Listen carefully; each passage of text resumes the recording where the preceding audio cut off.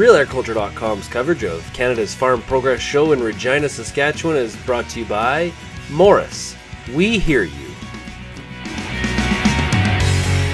Andrew, Versatile has released their new combine here at the Farm Progress Show in Regina. Talk a little about some of the advantages of or some of the features of the Versatile combine. Okay, so the Versatile combine is a very unique machine, very different than anything else out on the market. And what makes that difference is a counter-rotating concave. The concave is 360 degrees around the rotor, and that concave is actually moving counterclockwise to the rotor at 7 to 8 RPM. Is that a feature that other machines don't have on the market? Yeah, there's nothing else on the market that uses any sort of rotation, and there's nothing else on the market that uses a 360 degree concave in this configuration.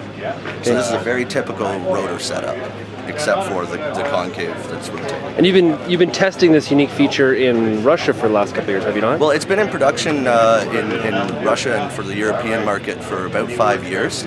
It's based off a combine from our parent company, who's the largest combine manufacturer in the world. We've been doing North American specific testing for the last 2 years. Okay, so let's take a look at the machine and walk through it. So it's moving in different directions then?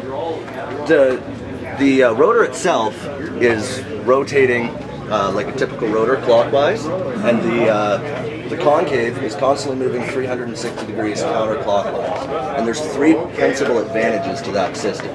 The first advantage is that all your grain is being threshed all the time. So there's no dead zone on the combine. There's never grain waiting to go back underneath the rotor. Everything on the rotor is constantly being threshed. With the counter-rotating 360 degree concave, we also get 3 pinch points or threshing points. So we're on a typical rotor system, you're threshing your grain once each revolution of the rotor. Here, every time the rotor's going around, you're getting 3 different threshings of that grain. What's the capacity of the hopper?